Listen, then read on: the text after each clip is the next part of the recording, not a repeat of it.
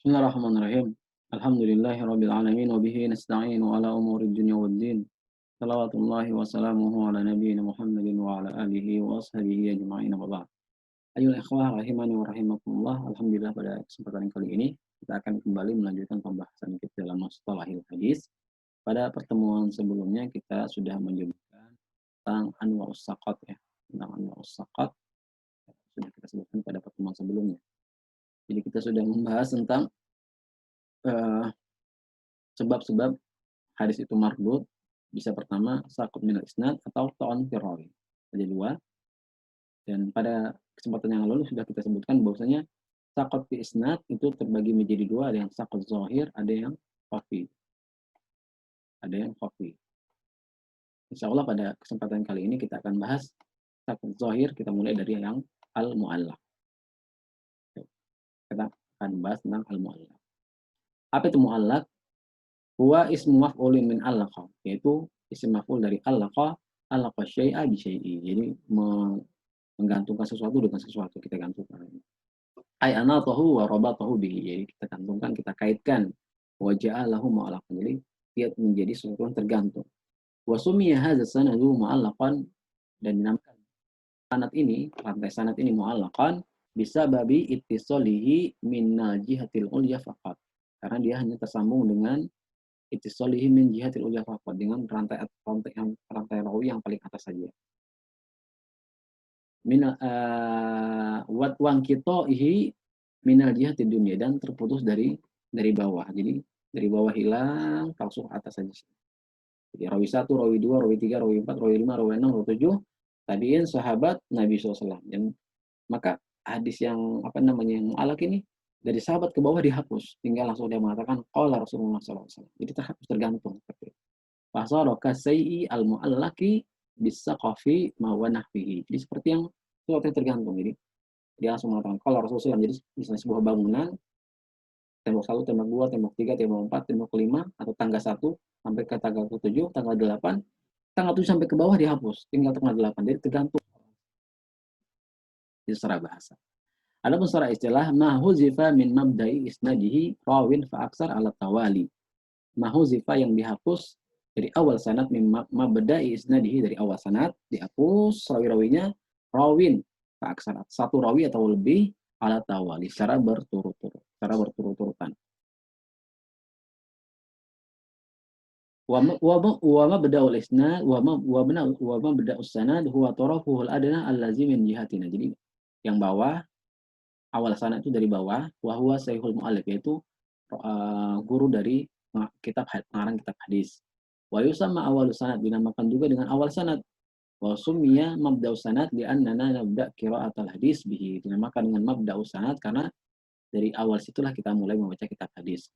Misalnya qala Qutaibah, qala hadatsana Qutaibah, qala hadatsana Qutaibah, qala an fulan an Muhammad an fulan, seperti itu. Jadi dari awal. Bentuk-bentuknya adalah yang ketiga, min suwarihi ayyuhzafa jami'al isnad, dihapus semua sanadnya. Semuanya qal masalah, lalu dikatakan qala Rasulullah SAW. Ini sudah kita sebutkan. Rawi 1 sampai sahabat dihapus, tinggal langsung dia mengatakan qala Rasulullah SAW.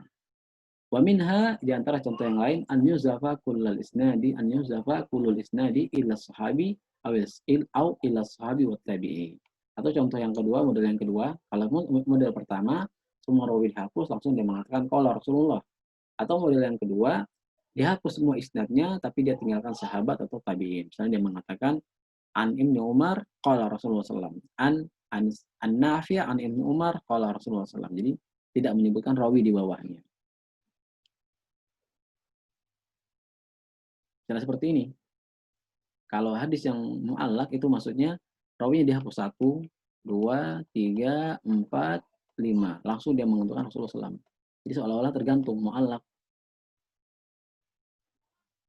Mu'allaq seperti ini. Jadi tergantung. Kalau tidak ada penyangganya ya, seperti tanda, tidak ada penyangga yang semua ini dihapus, maka dia yang tangga seperti ini tergantung. Langsung dia mengatakan qala Rasulullah SAW. Jadi mu'allaq. Ya syaratnya harus berturut-turut. Berturut-turut ya, berturut-turut 1, 2, 3 berturut-turut.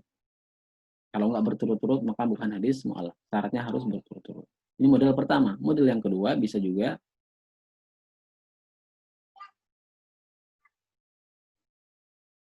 Dia menghapuskan rawi 1, 2, 3.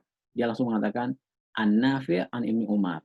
Dari tabi'in, dari sahabat, dari Rasulullah SAW. Langsung, tapi ini semua dia hapus rawi ini secara berturut-turut juga. Atau dia langsung mengatakan kepada sahabat, tabi'innya dia buang, langsung dia mengatakan An Ibnu Umar. An Ibnu Umar. Atau qala Ibnu Umar, qala Rasulullah SAW. Atau qala Nafi' qala Ibnu Umar, qala Rasulullah SAW. Yang penting syaratnya yang dihapus harus berturut-turut dan mulai dari bawah yang dihapus ya. Mulainya dari bawah, maksudnya dari bawah. Dari sini kita namakan tadi awalus sanad. Awalus sanad. Di seperti ini. Baik. Misaluhu ma akhrajahul Bukhari. Hadis yang akhrajahu dikeluarkan oleh Imam Bukhari fi muqaddimati bab, di awal bab ma yuzkaru fil fahzi, tentang pembahasan hadis yang tentang penyebutan paha. Waqala Abu Musa, langsung beliau mengatakan waqala Abu Musa. Abu Musa ini siapa? Abu Musa adalah seorang sahabat. Imam Bukhari langsung menyebutkan waqala Abu Musa, padahal antara Imam Bukhari dan Abu Musa ada jarak yang panjang, karena Abu Musa tidak pernah bertemu dengan Imam Bukhari, tidak pernah bertemu dengan Abu Musa karena tidak satu zaman. Lalu bagaimana Imam Bukhari bisa menyebutkan langsung waqala Abu Musa? Maka ini hadis ini mu'allaq. Tapi Imam Bukhari ingat, Imam Bukhari dalam metode seperti ini nanti akan kita sebutkan juga. Ketika beliau mengatakan waqala, ini artinya beliau punya ada rawi-rawinya, cuma tidak beliau sebutkan. Tapi kita hukumi hadis ini sahih ya. Ghatan Nabi SAW al-kubataihi nadakhala Utsman. Ini contohnya di sini ya. Jadi waqala Abu Musa. Fahadha hadisul mu'allaq. Ini hadis contoh hadis mu'allaq. Li'anna al-Bukhari, karena Imam Bukhari hazafa jami'a isnadihi illa sahabi. Menghapus semua sanadnya kecuali sahabat, yaitu wahwa Abu Musa al-Asy'ari. Ini teks hadisnya, Anda bisa cek semua di Sahih Bukhari ya. Sahih Bukhari di Kitab Shalah bab ma yuzkaru fil fahzi. Lalu bagaimana menghukum hadis mu'allaq? Secara mutlak, secara umum, hadis mu'allaq itu mardud, tidak diterima. Li'annahu faqada syartan min syurutil qabul. Karena hadis mu'allaq itu kehilangan syarat diterima sebuah hadis. Wa huwa ittisalus sanadi, yaitu tersambungnya sanad. Wazalika bihasbi rawin aw aksar min isnadihi, yaitu dengan menghapus satu rawi atau lebih dari sanadnya, dari sanad. Ma'adami ilmina bihalizalika rawi al-mahzufi. Bersamaan adami ilmina, kita tidak tahu kondisi rawi yang dihapus tersebut. Apakah dia rawi yang adil, rawi yang siqah, yang fasik, apakah matruk, apakah rawi yang kazab, tidak kita ketahui. Jadi dengan dihapusnya rawi-rawi tersebut, ini membuat kita tidak bisa langsung menghukumi hadis itu makbul, diterima atau sahih. Maka kita hukumi dulu hadis ini mardud. Ini hukum secara umum, secara mutlak. Jadi hadis yang mu'allaq secara umum, secara mutlak kita katakan semuanya mardud, tidak diterima. Kecuali apa? Kecuali yang kita sebutkan nanti. Kecuali hukmul mu'allaqat fis sahihaini. Hadis mu'allaqat yang berada di kitab Sahih Bukhari dan Sahih Muslim. Hadzal hukmu wa huwa anna al-mu'allaqa mardudun huwa lil hadisil mu'allaq mutlaqan. Hadis yang mu'allaq itu mardud itu lil hadisil mu'allaq mutlaqan, untuk hadis yang mu'allaq secara mutlak. Lakin in wujidal mu'allaqu fi kitabin iltazam. Tapi kalau ada hadis mu'allaq fi kitab, dalam sebuah kitab iltazamat sihatuh, yang sahih, yang banyak yang apa namanya iltazam, yang multazim dengan kesahihan hadis, yang konsisten, yang konsekuen dengan apa namanya dengan perhatian dengan masalah kesahihan hadis, seperti Sahih Bukhari dan Sahih Muslim yang sangat ketat dalam pemilihan hadis-hadis sahih, fahazalahu hukmun khas, maka ini punya hukum yang lain, jadi kita katakan hadis yang mardud. Qad marra bina fi bahsi sahih, ini sudah kita bahas ya. Ini sudah membahas ya dalam hadis sahih sebelumnya. Tapi ini punya hukum khas dan ada perinciannya. Perincian yang pertama, kalau ada dua perincian, mazukiro bizikatul jazm, kalau disebutkan dengan sigoh jazm. Contohnya apa? Qala wa zakara wa haka. Jadi rawi hadis mengatakan qala atau zakara atau haka, dia mengatakan seperti ini, maka kita katakan kalau dalam Sahih Bukhari dan Sahih Muslim, fahuwa hukima bisihati, maka ini kita hukumi kesahihan hadis. Kita hukumi kesahihan hadisnya karena dia rawinya mengatakan qala, Imam Bukhari mengatakan zakar, Imam Bukhari mengatakan haka. Jazm, pasti yakin beliau mengatakan karena beliau memiliki ketika diteliti hadis-hadis tersebut ternyata memiliki sanad, memiliki sanadnya sendiri yang tersambung kepada Rasulullah Shallallahu Alaihi Wasallam. Adapun yang kedua, wa mazukira bisikoti tamrid yang disebutkan dengan sigoh tamrid. Akila seperti dengan kila, wa zukira, wa hukia, model-model seperti ini, maka falaysa fihi hukmun bisihati. Falaysa fihi hukmun falaysa fihi hukmun bisihati. Maka kita tidak bisa menghukumi sahihnya hadis ini. Bal fihi sahih. Bahkan hadis-hadis yang diriwayatkan dengan model seperti ini, kila, zukira, wa hukia, yang sahih. Wal hasan, ada yang hasan. Wad doif, ada yang doif juga.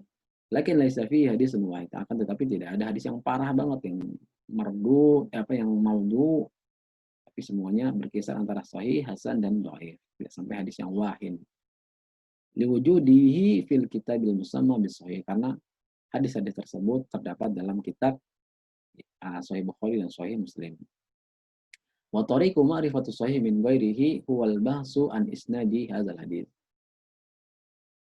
Dan cara kita mengetahui kesahihan hadis tersebut dengan meneliti wal bahsu an isnadi hadzal hadis. Kita teliti sanad hadis tersebut wal hukmu alaihi bima yaliqu bihi. Maka hukumnya apakah sahih atau hasan atau dhaif, maka kita sesuaikan dengan hasil penelitian kita.